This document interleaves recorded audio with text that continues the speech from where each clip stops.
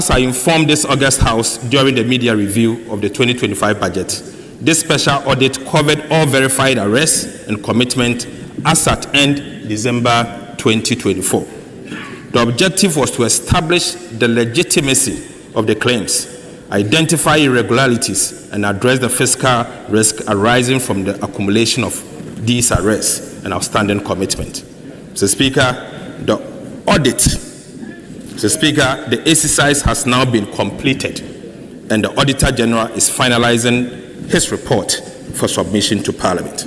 But, Mr. Speaker, the findings are troubling and very damning. Very damning. Mr. Speaker, out of the 68.8 billion, Mr. Speaker, I'll give headline numbers whilst we wait for the Auditor General to submit the report next week. Mr. Speaker, out of the 68.8 billion payable submitted for audit, 47.8 billion cedis was validated. Mr. Speaker, an additional 8.6 billion Ghana cedis remains under review, pending further validation due to inadequate documentation, missing third-party confirmation, and lack of supporting document.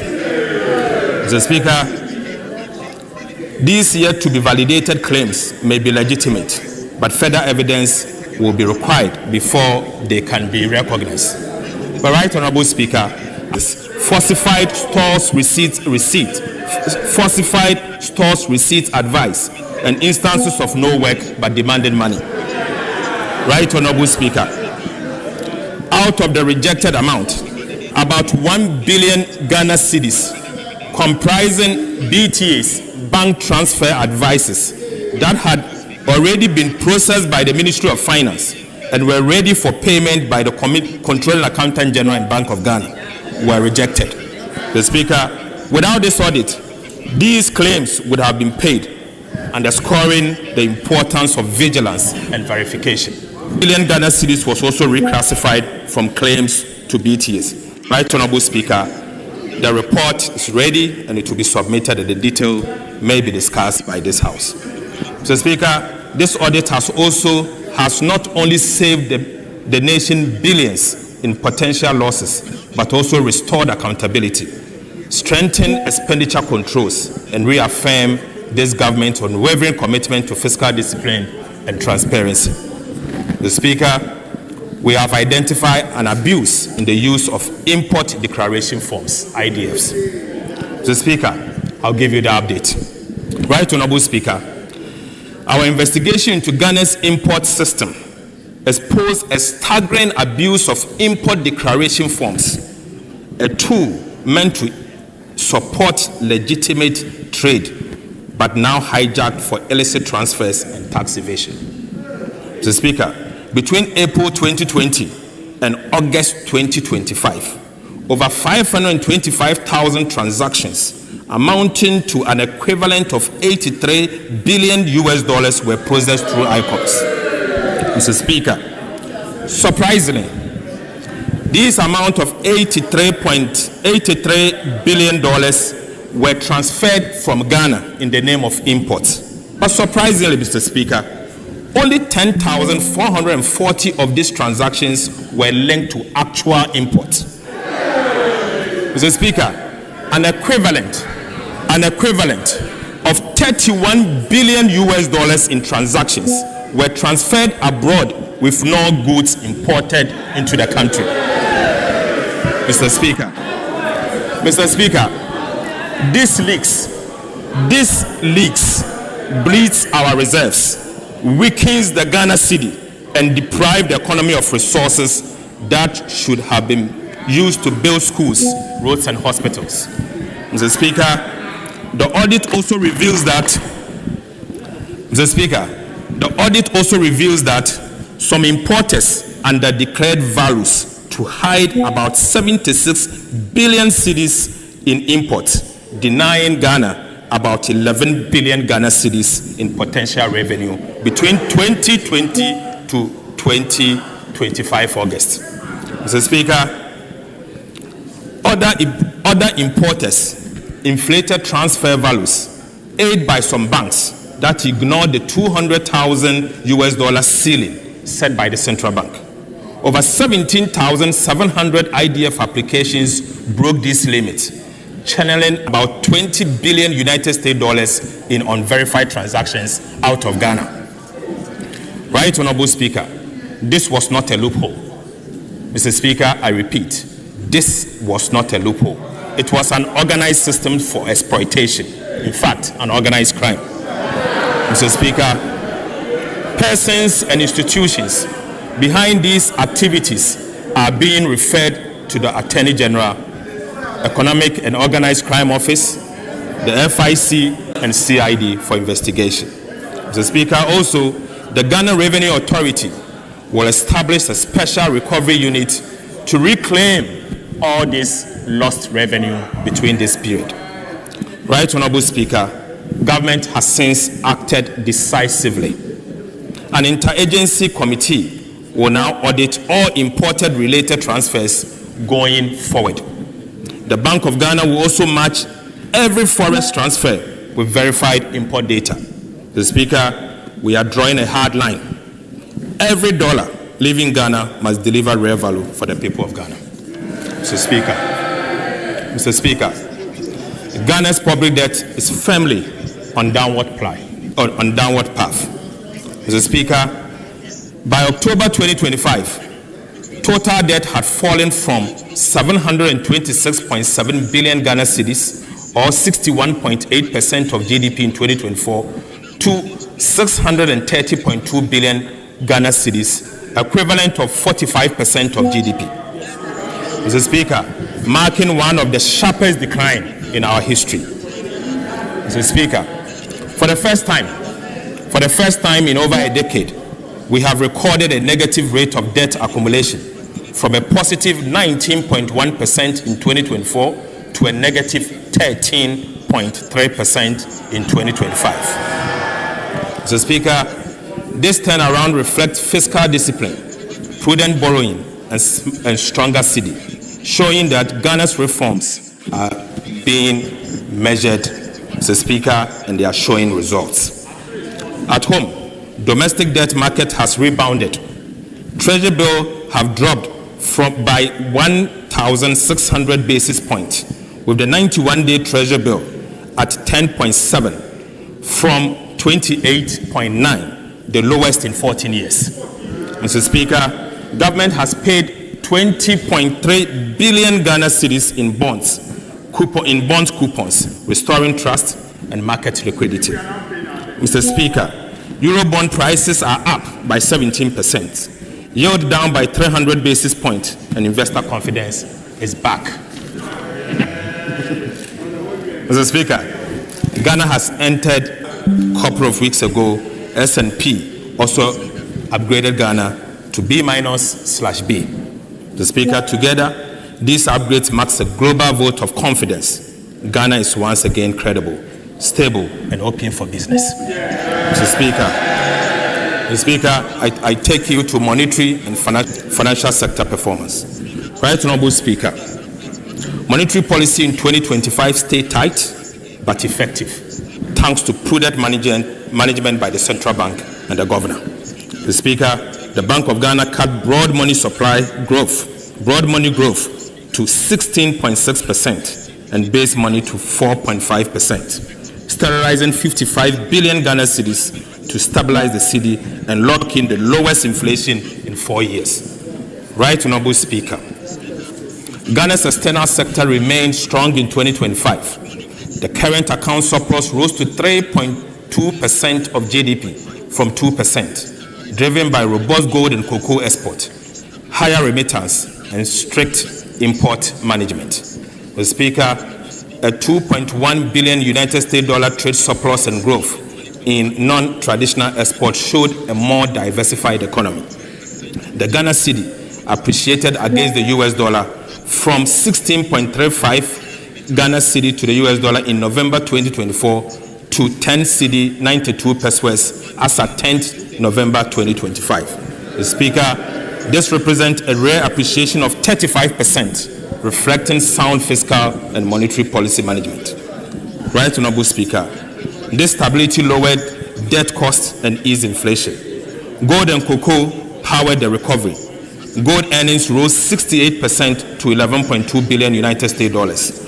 Speaker, cocoa rose 170% to 2.47 billion United States dollars. Whilst oil dipped to 1.83 billion. Right, Honorable Speaker, Ghana's rising export firms reserves, Ghana's rising export firm reserves, and a stable cedi confirms one thing, that Ghana's recovery is real, disciplined, and indeed lasting. So, Speaker, take you to sectorial performance.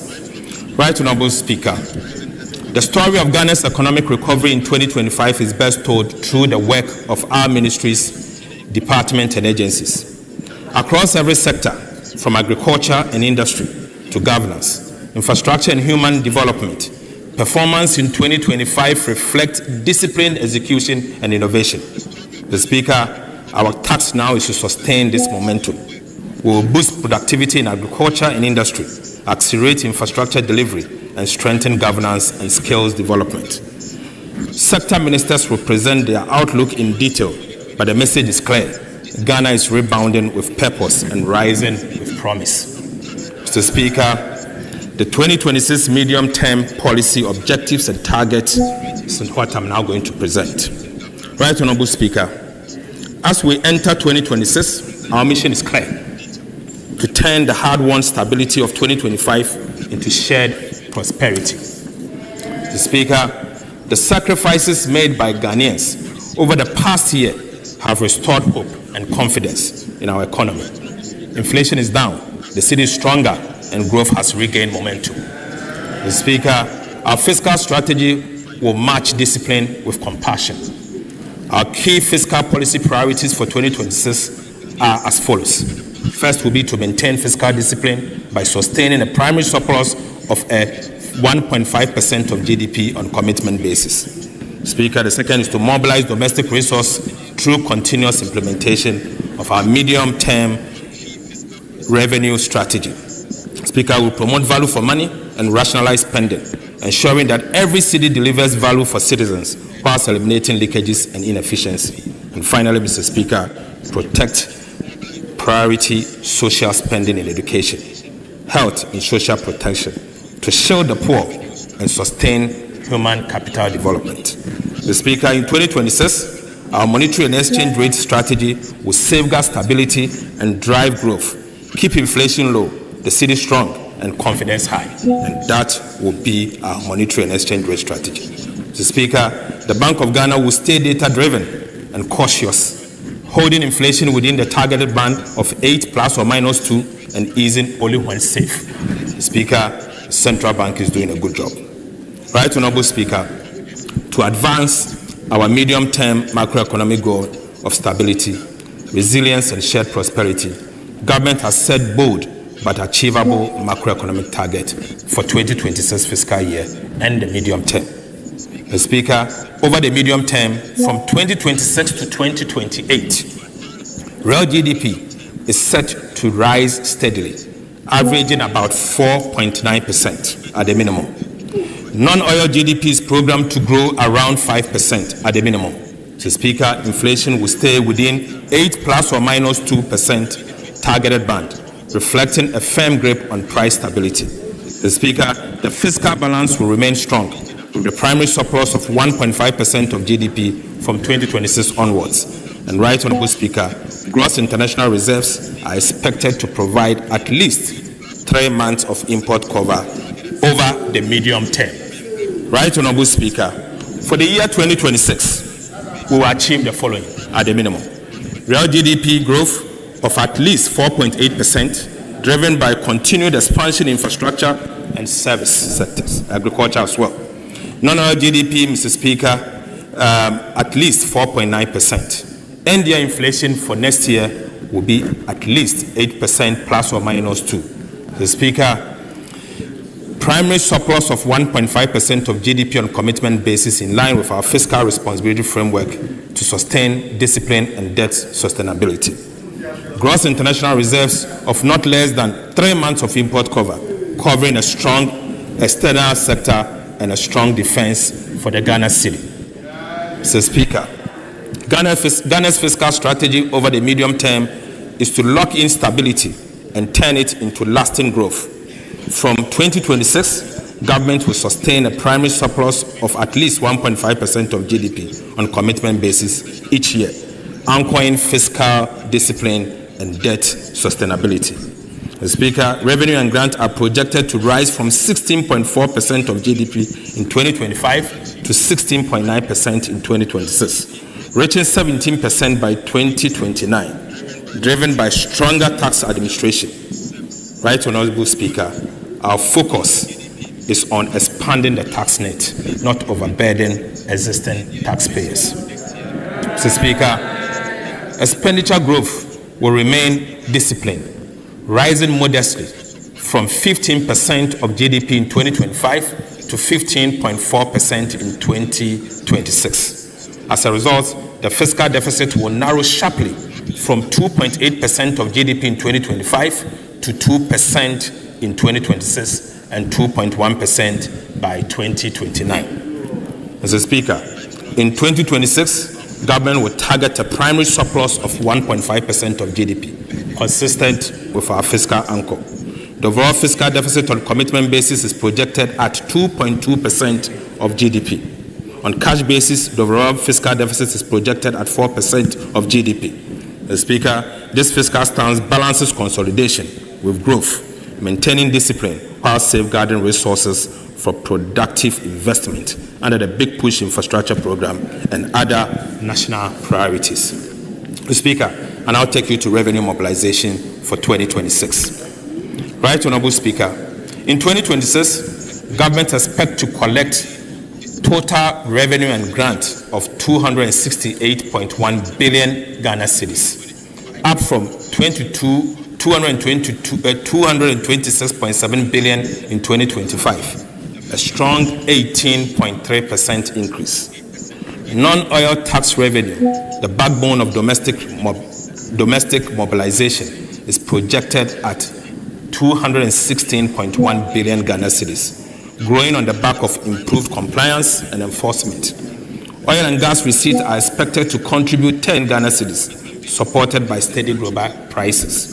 Is projected at 20.9 billion, with 18.2 billion retained by ministries, departments, and agencies to sustain essential service.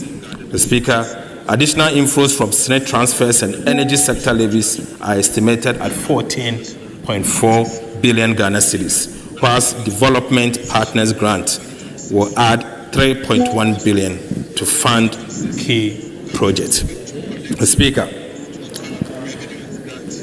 total expenditure on commitment basis for 2026 is projected at 302.6.5 billion Ghana cedis, equivalent to 18.9% of GDP, up from 251.7 billion Ghana cedis in 2025. Primary expenditure stands at 244.7 billion, or 15.3% of GDP, reflecting targeted spending that drives growth and delivers value. Compensation of employees is projected at 90.3 billion Ghana cedis, ensuring fair remuneration for public servants. The Speaker, 13.2 billion have been allocated for goods and services to improve efficiency across MDAs. Right, Honorable Speaker, capital expenditure will rise sharply to 57.5 billion Ghana cedis, or 3.6% of GDP, led by the Big Push infrastructure program, which alone will absorb 30 billion Ghana cedis for road development. The Speaker, interest payments are projected to decline to 57.7 billion thanks to prudent liability management. The Speaker, grants to statutory funds, energy payment, and other essential transfers totals 63.6 billion Ghana cedis, whilst ESLA and IPP commitments are estimated at 19.7 billion Ghana cedis. Overall, the 2026 appropriation stands at about 357.1 billion Ghana cedis. Mr. Speaker, this is a bold yet responsible budget designed to sustain stability, build infrastructure, and improve the lives of every Ghanaian. Mr. Speaker, I now take you to budget balances and financing. Right, Honorable Speaker, The overall fiscal balance on commitment basis is projected at a deficit of 34.4 billion, equivalent to 2.2% of GDP. The plus of 23.3 billion Ghana cedis, representing 1.5% of our GDP. So, Speaker, on cash basis, the overall deficit is projected at 64 billion.